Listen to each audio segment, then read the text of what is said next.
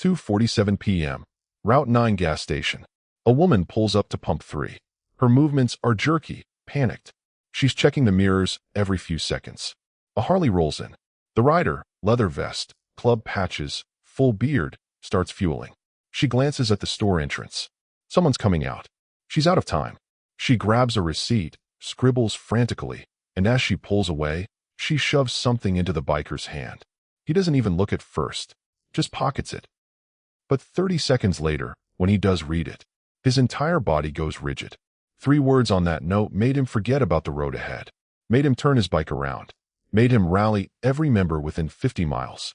Because what she wrote wasn't a cry for help, it was a warning, and the clock was already ticking. Real quick before we dive in, if you're watching from the United States or any other country, drop your state in the comments right now. Just your state. I want to see how far this particular one reaches. Because what happened at that gas station, it could happen anywhere. It could happen in your town. It could be your town. And while you're down there, hit that subscribe button. Because stories like this need to be told. They need to be heard. And they need to reach the people who need them most. Now, let me tell you how this all began. The morning sun cuts through the windows of Rosie's Diner on 5th Street, catching the chrome on a Harley-Davidson parked out front. Inside, the bell above the door chimes as a figure walks in.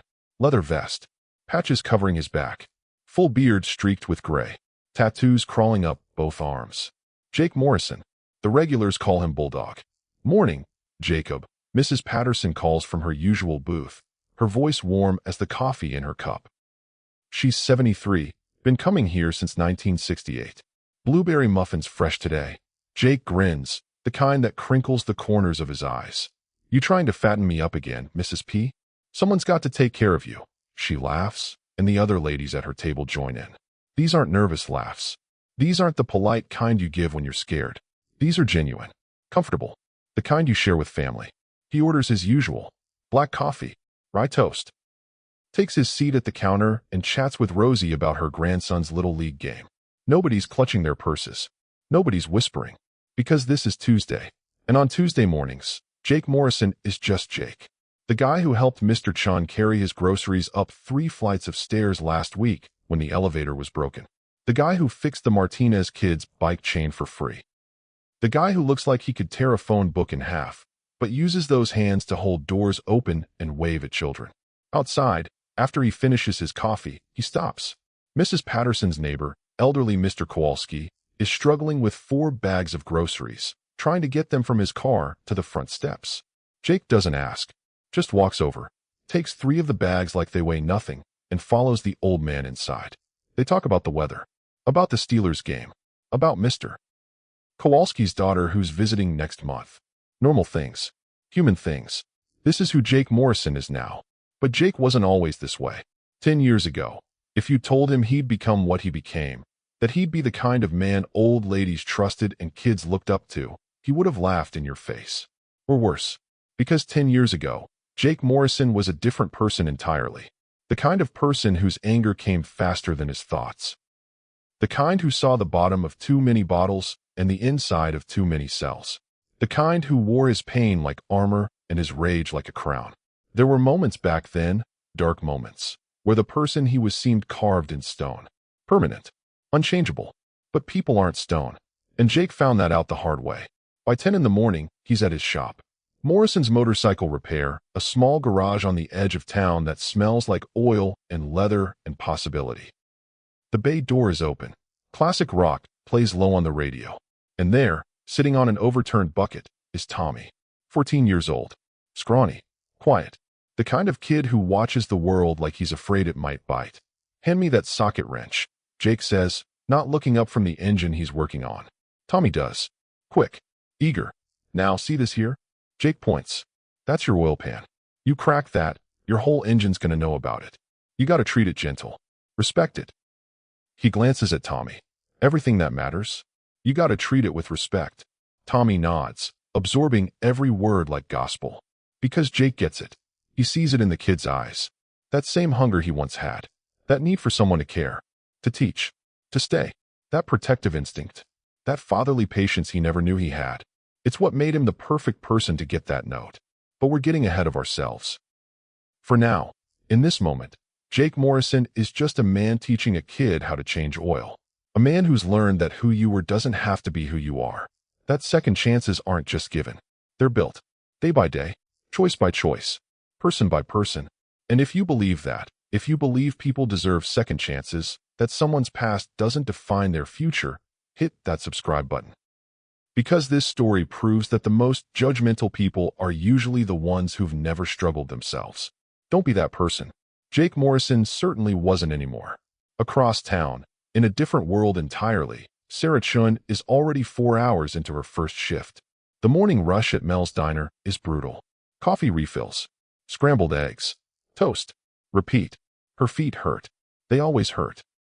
But she smiles anyway because tips pay for Marcus's school supplies, and you don't get tips without smiles. Sarah is 34, though some days she feels twice that. Single mother. 2 jobs. An apartment that's small and worn but clean because clean is something she can control. The couch has a stain she can't get out. The kitchen faucet drips no matter how tight she turns it. The bedroom door doesn't lock properly. But the floors are swept. The dishes are done. Marcus's homework is always checked and signed. She's built a life on routines. Morning shift at the diner, 6 to noon. Home by 12:15 to get Marcus off the bus. Homework. Dinner. Bedtime stories.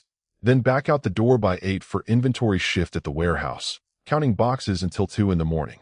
Sleep 4 hours. Repeat. It's exhausting. It's unsustainable. But it's survival. And survival is all she's got. That evening, after Marcus finishes his chicken nuggets, the ones shaped like dinosaurs because they're his favorite, he looks up at her with those big brown eyes. 8 years old. Still believes in magic. Still thinks the world is mostly good.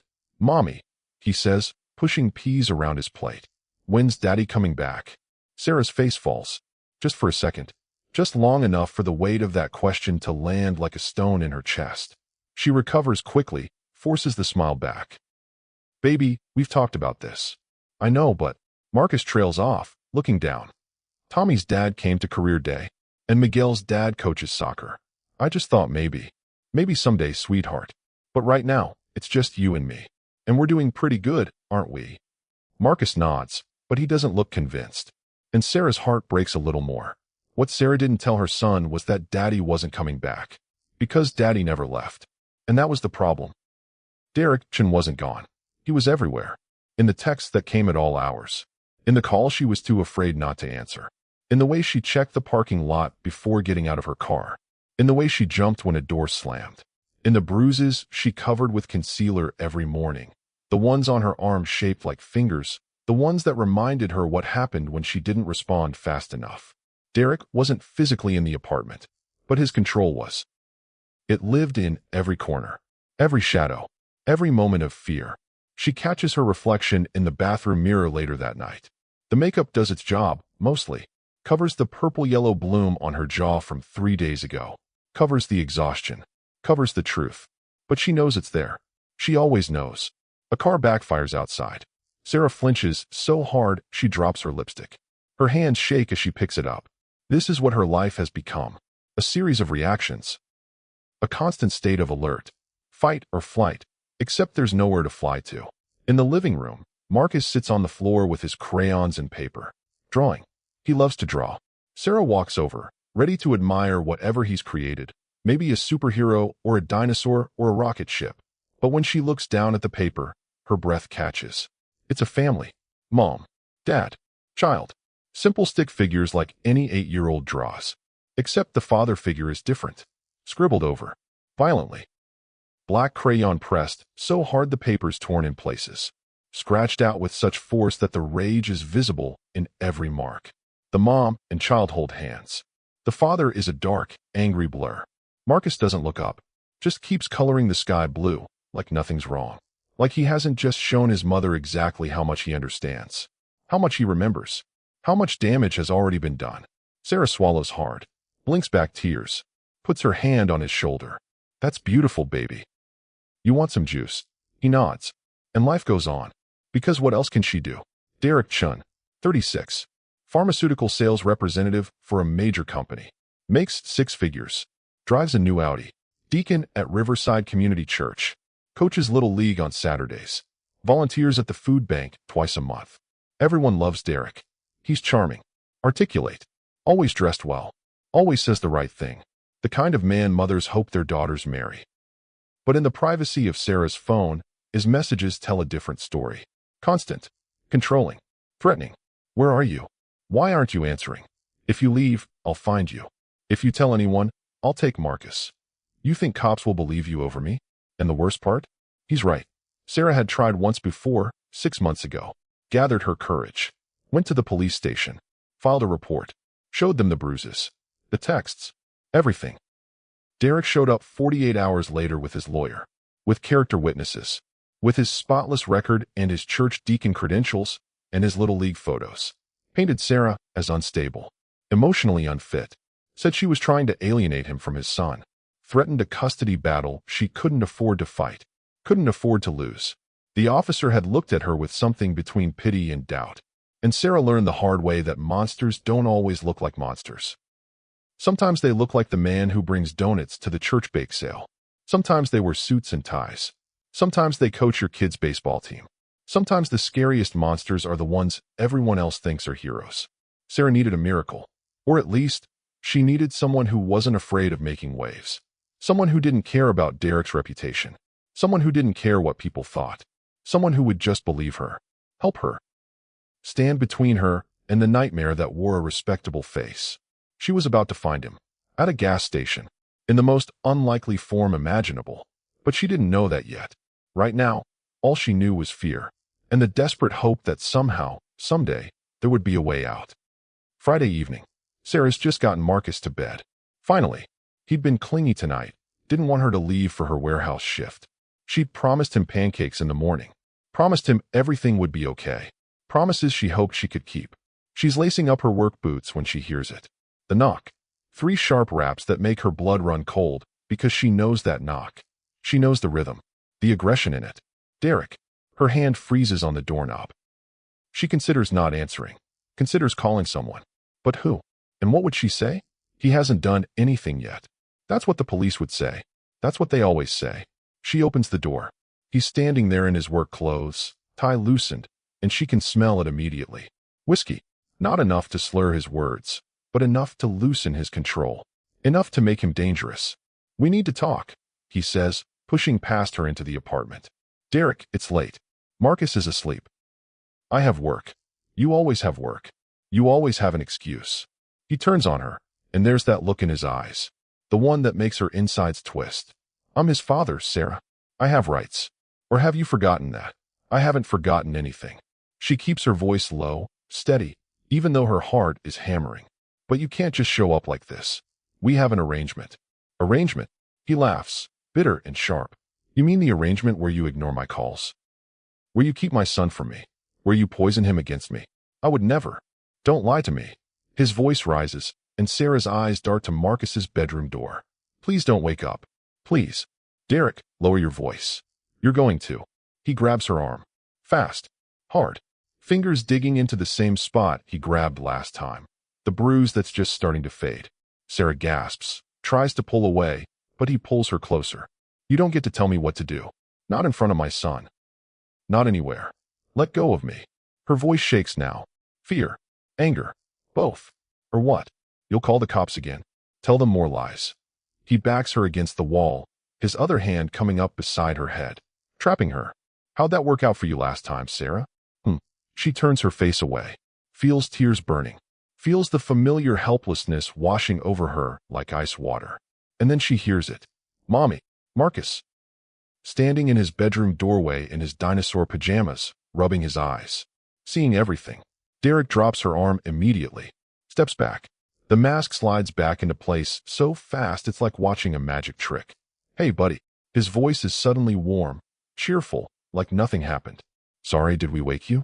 Mommy and I were just talking. But Marcus isn't looking at his father. He's looking at his mother. At the tears on her face. At the red mark blooming on her arm. And then he screams. Not words. Just sound. Pure terror. He runs to Sarah, wraps himself around her legs, sobbing. Derek's jaw tightens. The mask cracks again, just for a second. Then he turns and walks to the door. I'm picking Marcus up for the weekend tomorrow. 2 p.m. If you're not here, or if you've called anyone, you know what happens. He looks back at her, and his voice drops to something cold and final. I'll take him. Permanently. You'll never see him again. And they'll believe me, Sarah. They always believe me. The door closes.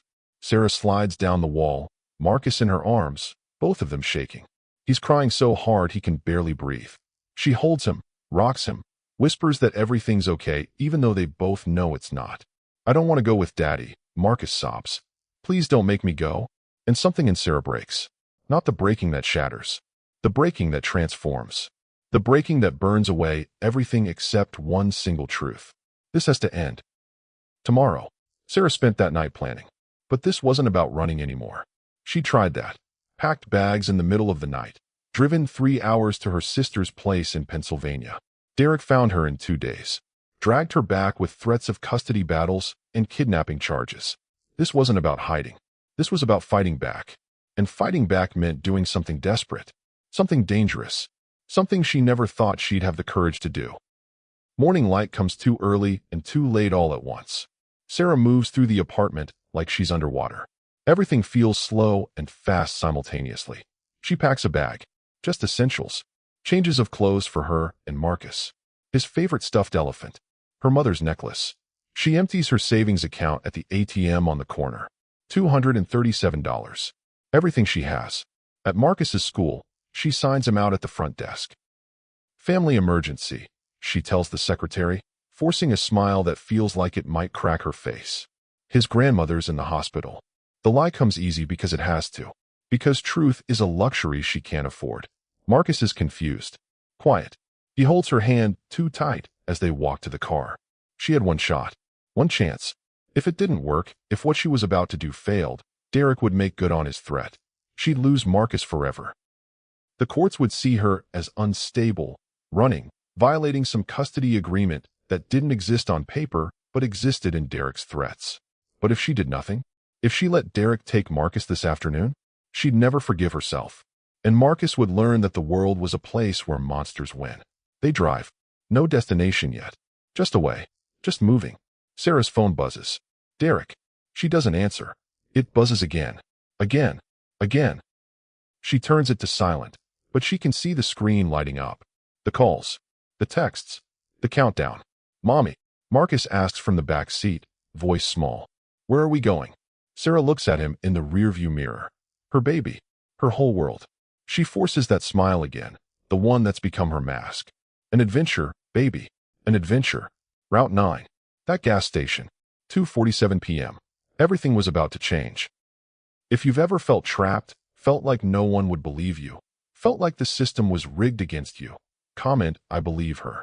Because for every Sarah out there suffering in silence, we need to be the ones who break it. Be that voice. Sarah Chen was about to use hers, and it would echo farther than she ever imagined. Route 9 gas station sits at the edge of town where the suburban neighborhoods give way to highway. It's the kind of place that's seen everything. Road trips. First dates. Last goodbyes. Sarah pulls her Honda into pump 3, her hands white-knuckled on the steering wheel. She's been checking her mirrors for the last 20 minutes. Every red car makes her heart stop. Every vehicle that gets too close sends panic shooting through her veins. Derek knows her patterns. Knows the routes she takes. Knows the places she goes. That's what 15 years of being with someone teaches them. Your habits. Your escapes. Your hiding places. The gas cap clicks as she unscrews it. Her phone rings. Derek. She stares at the screen. Every instinct screams not to answer. But not answering is worse. Not answering means he starts looking. Starts driving. Starts hunting. She swipes to accept. Where are you? His voice is controlled. Too controlled. The kind of calm that comes before the storm. Grocery store. The lie comes automatically. Marcus wanted spaghetti for dinner. Which grocery store? Her mind races. The Kroger on 15th. Silence. She can hear him thinking. Calculating. Deciding whether to believe her. Be home by 2. We discussed this. Derek, I really don't think. 2 p.m. Sarah? Don't make me come looking for you. The line goes dead. Her hand shakes as she lowers the phone.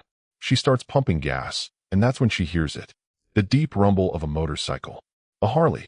The sound gets louder, closer, and then it's there, rolling into the pump beside hers. The rider kills the engine, kicks the stand, gets off. Sarah watches him. Can't help it. He's exactly what she expected. Leather vest covered in patches. Club colors on his back. Tattoos running down both arms. Full beard. The kind of man her mother warned her about. The kind of man she'd cross the street to avoid. The kind of man that society teaches you means danger. But as he starts pumping his gas, she notices other things. The way he nods politely to the elderly man at the next pump. The reading glasses hanging from a chain around his neck. The weathered kindness in his face. The way he stands like someone who's been broken and rebuilt himself into something solid. Everything she'd been taught said stay away from men like that. Men who look dangerous. Men who live outside the lines. Men who wear their rebellion on their sleeves and their loyalty on their backs. But everything she'd lived, everything she'd survived, taught her something different. The good guys were the real danger. The ones in suits and ties. The ones everyone trusted. The ones who smiled in public and terrorized in private. Maybe, just maybe, the person everyone was afraid of was exactly the person who could help. And then she sees it. A flash of red in her side mirror. Far back. 2 blocks away. But unmistakable. Derek's Audi. The world narrows. Time compresses. Her breath catches in her throat because he's not supposed to be here. He's supposed to think she's at Kroger. But Derek's always been smart. Always one step ahead. Always hunting. Sarah's hands move before her brain catches up. She yanks open the glove compartment. Grabs a receipt. An old pen. Her hands are shaking so badly the pen almost falls. Marcus is in the back seat, watching cartoons on her phone, oblivious. She writes. Fast. Messy. Desperate. He's coming. Takes my son tomorrow. Said he'd kill me if I tell anyone. You don't know me. But please. Club guys don't scare easy, right? 6841, Maple Grove, apartment 2B. Tomorrow 2 p.m. I'm not asking you to save me. Just be there. Witness. Someone needs to see. Sarah 555-0147 . The gas pump clicks. He's done. He's about to leave. She has seconds. Maybe less. Sarah pulls the nozzle from her tank, hangs it up, and in one fluid motion born of pure adrenaline and terror, she walks past him. Their eyes meet for just a second. She shoves the crumpled receipt into his hand. Please, she whispers. And then she's in her car. Engine starting. Pulling out. Not looking back, because if she looks back she might lose her nerve. Might realize what she's just done. Might understand that she's just trusted a complete stranger with everything. The red Audi is closer now. 3 cars back. Sarah turns left instead of right. Heads toward the actual Kroger, just in case. Just to sell the lie. Just to buy time. Jake stood there, gas pump clicking full, holding a crumpled piece of paper that weighed nothing and everything at the same time. He read it. The handwriting was shaky. Frantic. Real. He read it again. And something in his chest, that thing that made him who he was, that protective instinct he'd spent 10 years rebuilding, clicked into place. He looked up, tried to spot her car. But she was gone. Disappeared into traffic like smoke. Jake pulled out his phone. Didn't hesitate. Scrolled to a name. Press call. 2 rings. Prez, we got a domestic situation. Bad one. Real bad. I need the boys. All of them. On the other end, Tommy Valdez doesn't ask questions. Doesn't need to. When one of your brothers calls with that tone in their voice, you answer. Where and when? I'll text you the details. But Prez? This one's different. This one's. Jake looks at the note again. At the desperation in every letter. This one matters. They all matter, brother. Send me what you got. I'll make the calls. Jake hangs up. Folds the note carefully. Puts it in his vest pocket right over his heart. He doesn't know this woman. Doesn't know her story. Doesn't know if tomorrow he'll show up to an empty apartment or a trap or something worse. But he knows that look he saw in her eyes. That split second of pure terror mixed with the smallest flicker of hope. He's seen that look before. In mirrors. In the faces of people he's helped. In the moment when someone decides to stop drowning and start fighting. Jake gets on his bike. Starts the engine. But before he pulls out, he sends the text. The address. The time. The situation. And then he adds one more line. This one's going to get complicated. But we're doing it anyway. But Jake didn't know something crucial. Something that would make this 100 times more complicated than a simple domestic call. Because while he was reading that note, while he was 8 in the morning, the sun's barely up, but the parking lot 3 blocks from Maple Grove Apartments is already filling. Not with cars. With motorcycles. One by one they arrive. Harleys. Indians. Triumphs. each engine cutting out as riders kill their ignitions and gather. This isn't a show of force. Not yet. This is preparation. Prez arrives first, always does.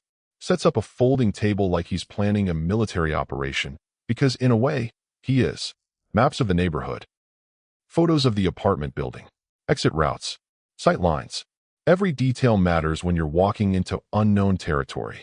Vixen pulls up in her sedan, laptop bag over her shoulder. She's got a police scanner on the dashboard, volume low but steady. The constant chatter of dispatch calls, traffic stops, domestic disputes. She's also made a call. Detective Maria Williams. Domestic violence specialist. Good cop. The kind who actually cares. Off duty today, but Vixen mentioned she might want to take a drive through the Maple Grove area around 2 p.m. Just to see the neighborhood. No pressure. Just a suggestion between friends. Doc arrives with his medical bag. The one he takes everywhere. Bandages. Antiseptic. Blood pressure cuff. Trauma shears. Everything you'd need if things go sideways. Everyone hopes they won't. Everyone prepares like they will. And the cameras. Everyone's got them. Phones in shirt pockets. Lenses facing out. GoPros mounted on vests. Body cameras borrowed from friends in security work. Because the most powerful weapon they have isn't intimidation. It's documentation. It's proof. It's the ability to show the world exactly what happens when the mask comes off. Jake checks his phone. No messages from Sarah since last night. He wonders if she's okay. If she's changed her mind. If Derek found her. A dozen scenarios run through his mind. None of them good. The plan was simple. Be visible. Be intimidating. Be recording. Make Derek think twice. Show him that Sarah wasn't alone anymore. That there were witnesses. That his perfect mask wouldn't protect him if 37 people saw it crack. But plans are just plans. And Derek Chen was about to do something none of them expected. By 1 in the afternoon, Sarah's Honda pulls into the Maple Grove parking lot. She's been driving around for hours. Killing time. Too afraid to be at the apartment too early. Too afraid to be anywhere Derek might look. But she can't hide anymore. This has to happen. Marcus is quiet in the back seat. He's been quiet all morning. Asked her twice where they slept last night. Asked her why they're not at home. Asked her questions she can't fully answer because the truth is too heavy for an 8-year-old to carry. Sarah unlocks the apartment door. Everything's exactly as she left it. Derek's jacket still hanging on the hook from the last time he was here. The reminder that he's always been able to come and go. That nowhere has ever really been safe. She moves through the space like she's defusing a bomb. Puts her purse down. Gets Marcus some juice. And then she does something she's thought about 100 times, but never had the courage to do. She pulls out her phone. Opens the camera app. Props it on the bookshelf behind a picture frame. Lens facing out toward the living room. Hits record. Evidence. Proof. Witness. Even if it's just a phone. Baby, she says, kneeling down to Marcus's level. Her hands on his small shoulders. Some friends are coming over today. Nice people who want to help us. If Daddy shows up, I need you to go to your room, okay? Lock the door. And no matter what you hear, you stay there until I come get you. Marcus's eyes go wide. Is Daddy going to be mad? Sarah's heart breaks. Maybe. But you'll be safe. I promise. She doesn't know if it's a promise she can keep. But she says it anyway because sometimes hope is the only thing you have. 1:30. The bikers should be moving into position soon. Sarah checks her phone. Checks the time. Checks the door lock. Her hands won't stop shaking. She makes tea she doesn't drink. Straightens pillows that don't need straightening. Waits. And then she hears it. A car door. Close. Too close. Footsteps on the stairs. Heavy. Fast. Angry. Sarah's blood turns to ice because she knows those footsteps. Knows that rhythm. But it's only 1:30. He's not supposed to be here until 2. The bikers aren't in position. She's not ready. Nothing's ready. The pounding starts. Sarah, open up. I know you're in there. Derek. An hour early. Loud enough that neighbors' doors are cracking open. Loud enough that Marcus drops his juice box and it spills across the floor. He's been watching. Somehow. Some way. He knew she'd come back. He's always known. Always been one step ahead. And now he's here, and she's alone, and the help she was promised is still 3 blocks away preparing for something that's already happening. Sarah, I'm not playing games. Open this door right now. Marcus starts crying. Not loud. Small whimpers. The kind that children make when they're trying to be brave, but their bodies betray them. Sarah backs away from the door. Her mind racing. The bikers aren't here yet. She could call the police, but Derek will be calm by the time they arrive. He's always calm when witnesses show up. It's when they're alone that the monster comes out. The pounding gets louder. Derek's shoulder hitting the door. Testing it. The frame shakes but holds. The cheap lock that she's never trusted suddenly the only thing between her and him. You think you can keep my son from me? You think you can just disappear? I will break this door down, Sarah. I will take Marcus and you will never see him again. Do you understand me? Oh God. Oh God. They're not here yet. What do I do? Marcus is fully sobbing now. Sarah pulls him close, covering his ears, backing toward his bedroom. The phone is still recording on the bookshelf. At least there's that. At least if something happens, there will be proof. The door shutters again. Harder this time, with splintering slightly around the lock. Sarah had two choices. Open that door and face Derek alone, knowing how that ends. Or wait and pray help arrived in time, knowing the door might not hold that long. But Sarah Chen hadn't survived this long by following the expected path. She chose option 3. She pulled out her phone, dialed 911, and as the operator answered, she said 5 words loud enough for Derek to hear through the door. Loud enough for her phone to record. Loud enough to change everything. My ex-boyfriend is breaking into my apartment. I need help now. 911, what's your emergency? Sarah's voice is shaking but clear. Loud enough. Deliberate. My ex-boyfriend is trying to break into my apartment. I have a restraining order. He's threatening to take my son. I need help now. 6841, Maple Grove, apartment 2B. She doesn't have a restraining order. But Derek doesn't know she said that. And more importantly, it's on record now. A statement. A claim. Something that starts a paper trail. Through the door, Derek's voice changes. Still angry, but calculated now. Sarah, open this door. I'm not breaking in. I'm your son's father. You're keeping him from me. Another kick. The door frame cracks. Just slightly. Just enough to show it won't hold forever. Marcus is screaming now. Full panic. Sarah pulls him into the corner. Phone out. Camera recording. Showing the door shaking. Showing her terrified son. Showing everything. Please hurry, she tells the operator. He's kicking the door. My son is here. Please. Units are being dispatched, ma'am. Stay on the line with me. And then, a sound. Low at first. Distant. Then louder. A rumble that starts as a vibration in the walls and grows into something that shakes the windows. The unmistakable thunder of motorcycles. Not one. Not two. 37 of them. Rolling down Maple Grove like a storm made of chrome and leather and purpose. The neighbors come out. Mrs. Patterson from 1A. The young couple from 3C. The college kids from across the hall.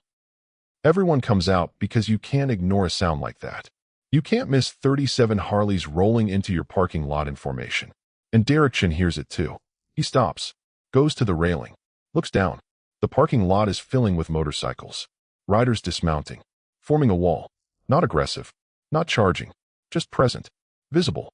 Undeniable. Leather vests. Patches. The whole 9 yards. And every single one of them looking up at Derek on that second-floor landing. Jake Morrison walks toward the stairs. Boots on concrete. Slow. Deliberate. Climbs to the second floor. Stops about 10 feet from Derek. Sir, Jake says, his voice calm as Sunday morning. I think you should step back from that door. Derek turns, and for a split second, something flickers across his face. Not fear exactly. Surprise. Recalculation. But the mask slides back into place fast. Who the hell are you? This is a private matter. This is between me and my son's mother. Not anymore. It's not. Jake says simply. You're trespassing. You're threatening me. I'm calling the cops. Already called. Prez says, appearing at the top of the stairs beside Jake. Older. Calmer. The kind of presence that makes people think twice. They're on their way. We'll wait together. Derek looks from Jake to Prez to the parking lot full of bikers. To the neighbors watching. To the cameras that are suddenly everywhere, pointed at him.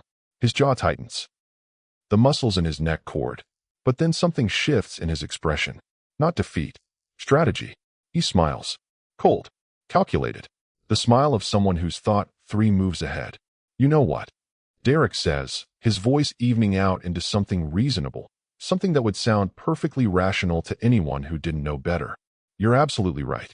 Let's wait for the cops. I'm sure they'll be very interested in hearing about a motorcycle gang intimidating a concerned father who's just trying to see his son. Jake's expression changes. Just slightly. Because he hears it. The trap. The spin.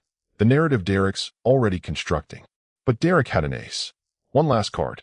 And he was about to play it. Because what none of them knew was that Derek had been documenting too. For months. Recording Sarah's voicemails when she sounded tired and stressed. Saving texts where she said she couldn't do this anymore. Taking photos of the apartment on bad days when dishes were piled up and Marcus's toys were everywhere. Building a case that she was erratic, unstable, unfit. And he had texts, voicemails, witnesses lined up. His church friends who'd swear he was a devoted father. His co-workers who'd testify to his character. His uncle the councilman who'd make calls. This wasn't just a confrontation. It was a legal trap. And everyone had just walked into it.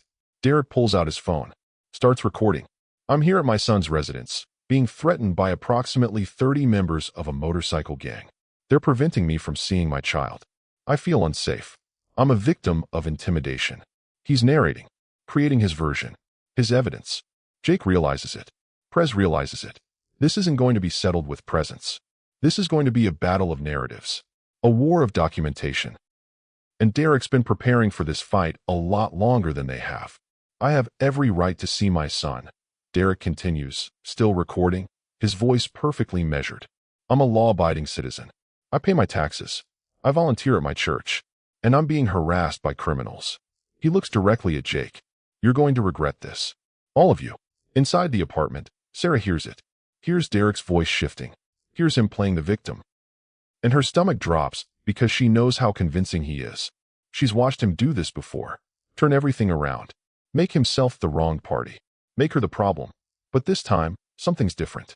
This time, she's not alone. Sirens in the distance. Getting closer. Here's what's going to happen, Derek says, still recording.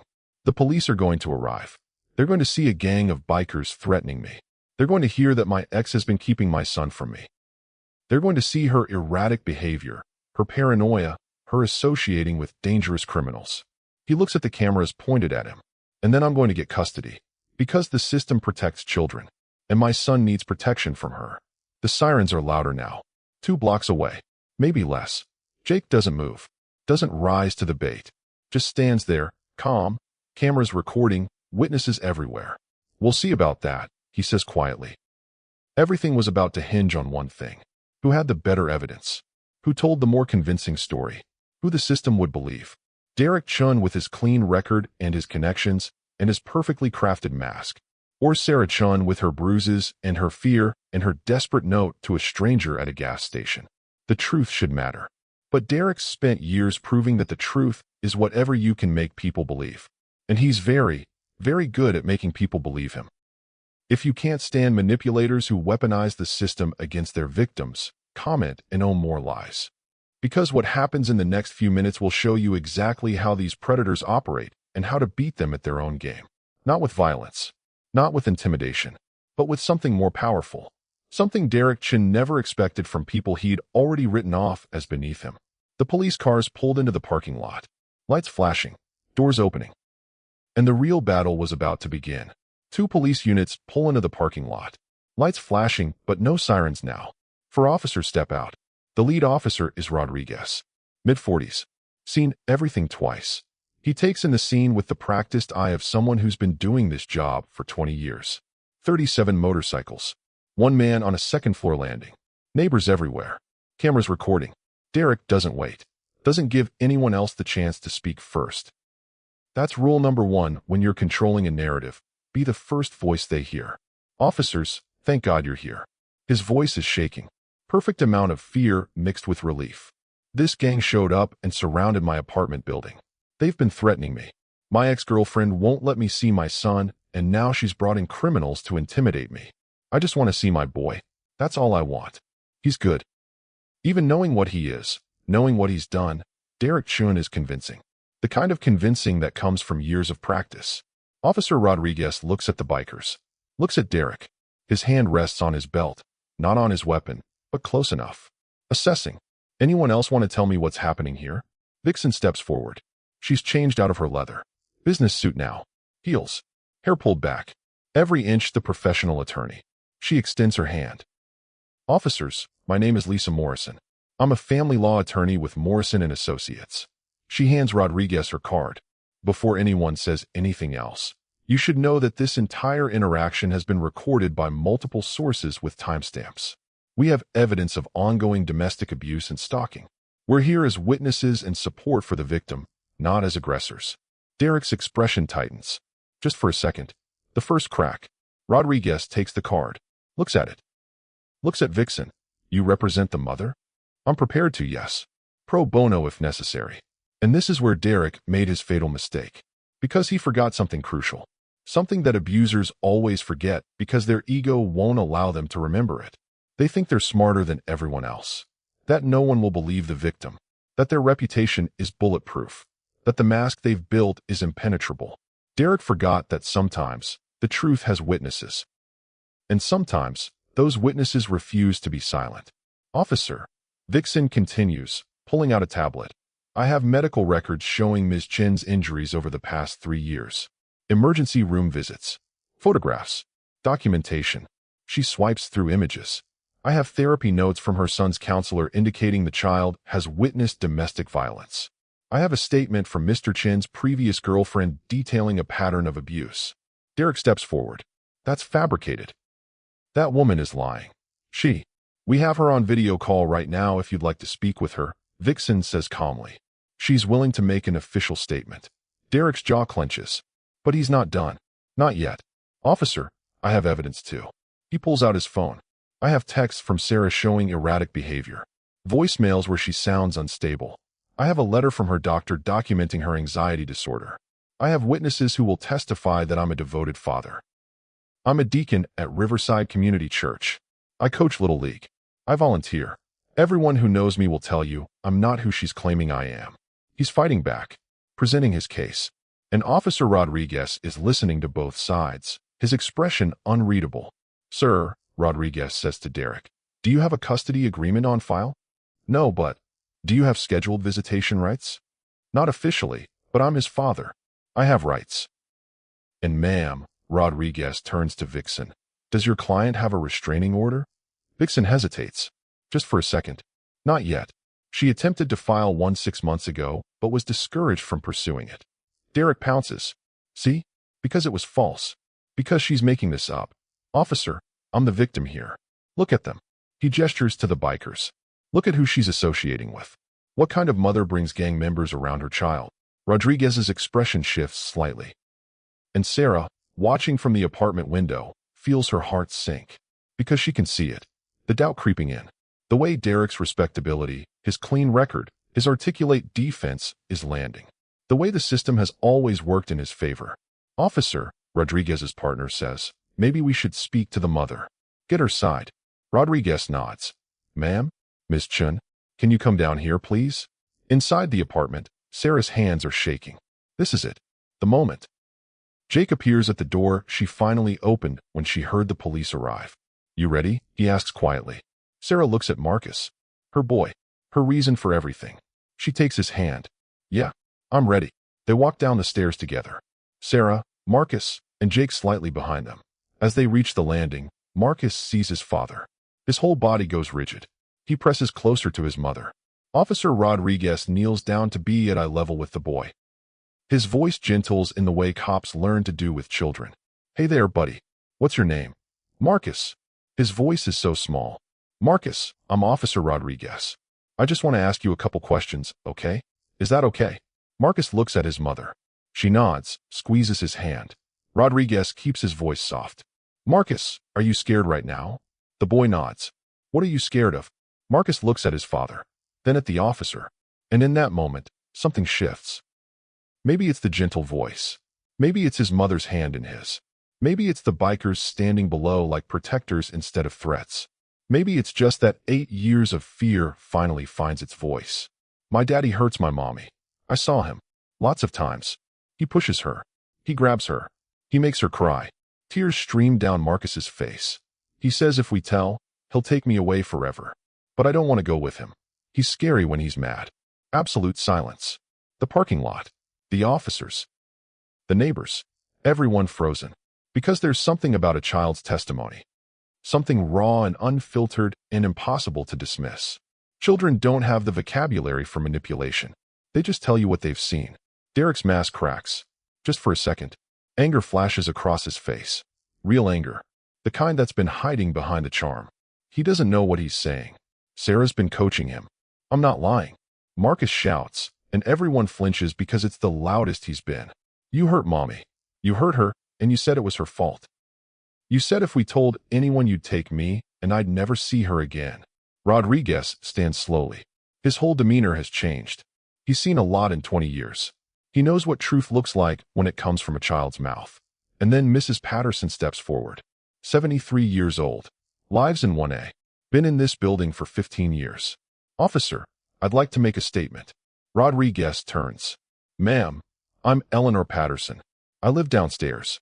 I've heard them fighting. Multiple times. I've seen this young woman with bruises she tried to hide. I called you people twice. Filed noise complaints. Reported suspected domestic violence. No one ever came. No one ever followed up. She looks at the bikers. But these people, they came. Because someone finally listened. Another voice. Mr. Kowalski from across the hall. I'd like to make a statement too. I've heard the yelling. Heard things breaking.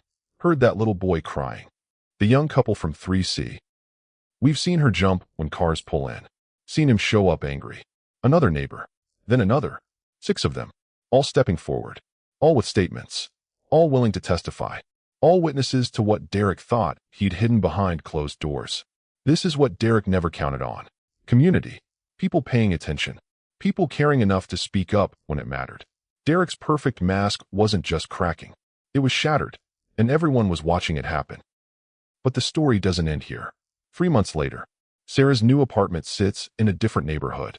Better schools. Safer streets. The kind of place where kids ride bikes in the parking lot and neighbors say hello. It's not big. Still just 2 bedrooms.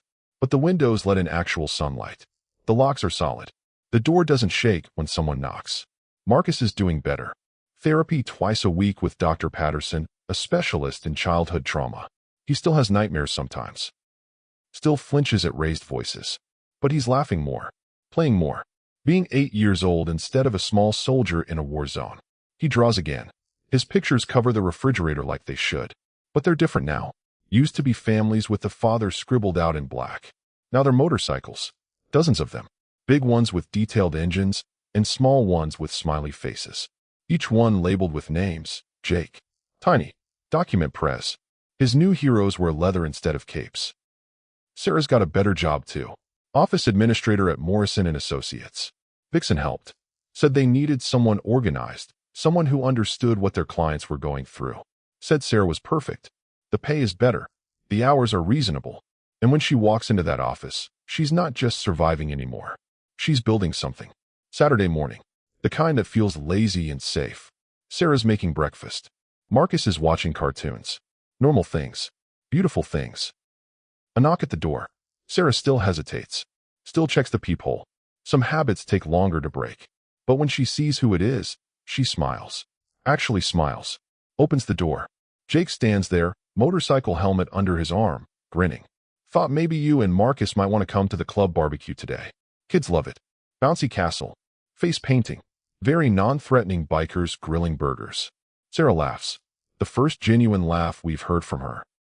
The kind that comes from somewhere real. Somewhere that isn't afraid anymore. We'd love that. The clubhouse looks different in daylight with kids running around.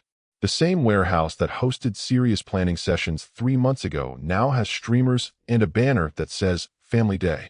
The parking lot that once filled with 37 motorcycles staging an intervention now has a bouncy castle, face painting station, and enough burgers on the grill to feed an army. Marcus takes off running the second they arrive. Finds the other kids. Starts playing tag like he's known them forever. Because kids are resilient like that. Given safety and time, they remember how to be children. Sarah stands watching him, and Vixen appears beside her with 2 cups of lemonade. He looks good, Vixen says. He's getting there. We both are. They watch in comfortable silence. Then Vixen says, there are some people I want you to meet. She leads Sarah to a picnic table where 3 women sit. Different ages. Different backgrounds. But something in their eyes is familiar. Something Sarah recognizes immediately. Sarah, this is Jennifer, Amy, and Keisha. Sarah's breath catches. These are Derek's other victims. The ones Snake found. The ones who were too afraid to speak alone, but found courage together. Jennifer speaks first. We wanted to thank you for being brave enough to ask for help. We couldn't do it alone. But seeing you stand up, seeing what happened, it gave us permission to tell our stories too. They talk for an hour, share experiences, share healing strategies, share phone numbers and promises to stay connected. What starts as a meeting becomes something more. A support group, a sisterhood, a reminder that survival is stronger when it's shared. But the story doesn't end with Sarah. Because that note, that gas station moment, it changed everything. Not just for her, for all of them. 2 weeks after Derek's arrest, Jake brought an idea to the club meeting. Small business cards. Simple design. Just a phone number and a message. If you or someone you know needs help, we're here. We listen. We act. We protect. They called it the Note Project. Started leaving the cards everywhere. Gas stations, diners, laundromats, library bathrooms. Anywhere someone might be alone long enough to grab one without being seen. The number goes to a dedicated line. Someone from the club always answers. Always. 6 months in, the numbers tell a story. 47 calls received. 31 interventions. 19 people safely relocated. Women and men who'd found the courage to leave because someone handed them a card that said they weren't alone. Jake keeps them all in a binder at the clubhouse. Reads them sometimes when he needs reminding why they do this. Why they show up. Why they answer every call. Because courage is contagious. Back to Route 9. The same gas station where this all started. Different day, different people, but the same story trying to write itself. A woman pulls up to pump 5. Late 20s. Keeps checking her mirrors. Jumps when a car door slams nearby. Her hands shake as she pumps gas. A man approaches, not threatening to strangers watching, just walking to her car. But she backs away, fear written across her face. I told you to wait in the car, he says. Not yelling. Doesn't have to. The control is in his tone. She doesn't respond. Just stands there, frozen. A Harley pulls into the station. Different rider this time. Woman named Rachel. Been in the club for 5 years. Sees everything Jake saw months ago. The fear. The checking mirrors. The way the woman's body language screams help without saying a word. Their eyes meet. The woman at the pump and the biker. Just for a second. A moment of recognition. Of possibility. The woman makes a decision. She reaches into her purse. Pulls out one of those cards. The ones from the Note Project that she found in the bathroom at work last week. She'd kept it. Just in case. Didn't think she'd ever use it. But desperate times call for desperate measures. As Rachel walks past to pay, the woman slips the card into her hand. But this time, it's flipped over. On the back, written in shaky handwriting, red Honda. Help, please. Rachel doesn't break stride. Just pockets the card. Pays for her gas. Walks back to her bike. Pulls out her phone. The screen lights up. A call connecting. Prez, we got a situation. The engine starts. Rachel doesn't leave. Just waits. Present. Visible. A witness to whatever happens next. Because the thing about courage is it's contagious. One act of bravery inspires another. One note leads to another. And now, every time someone slips a note to a biker, every time a call comes through that hotline, every time someone finds the courage to say they need help, Sarah's bravery echoes forward. Ripples spreading wider than she ever imagined. The woman at Pump 5 looks at Rachel on that motorcycle. Sees her making a call. Sees her staying. And for the first time in months, maybe years, she feels something she'd forgotten existed. Hope. This is where the story could end. But it doesn't. Because stories like this don't have endings. They have continuations. New chapters written by every person who chooses courage over silence. Who chooses community over isolation. Who chooses to believe that we're all responsible for each other's safety. Sarah Chen slipped a note to a stranger at a gas station. That stranger called his entire club. And together, they proved that sometimes the most unlikely heroes are the ones society tells you to fear. Sometimes salvation comes on 2 wheels and wears leather. Sometimes family isn't who you're born to, but who shows up when you need them most. And sometimes, one act of desperate courage changes everything. If this story moved you, if it made you think differently about the people around you, if it reminded you that we all have the power to help someone in need, then do 3 things for me right now. First, hit that subscribe button. Because stories like this matter. Real stories. Stories that show the best and worst of humanity. Stories that might save a life. Second, share this video. Share it everywhere. Your timeline. Your groups. Send it to someone directly. Because right now, someone you know might be living Sarah's nightmare. They might be too afraid to ask for help. Too afraid no one will believe them. But if they see this story, if they see that strangers showed up for Sarah, maybe they'll find the courage to reach out too. And third, comment you are not alone. Fill this comment section with those 4 words. Because someone suffering in silence needs to see it. Someone scrolling at 2 in the morning, too scared to sleep, too broken to hope, needs to know that people care. That help exists. That there's a way out. And remember, courage doesn't always look like fighting back. Sometimes courage looks like slipping a note to a stranger. Sometimes it looks like believing someone when they ask for help.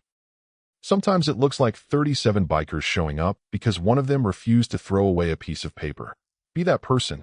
Be someone's Jake. Be someone's hope. You never know when you might be the difference between someone's worst day and their first day of freedom. Thank you for watching. Thank you for caring.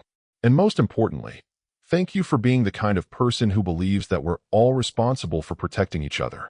Now go make a difference.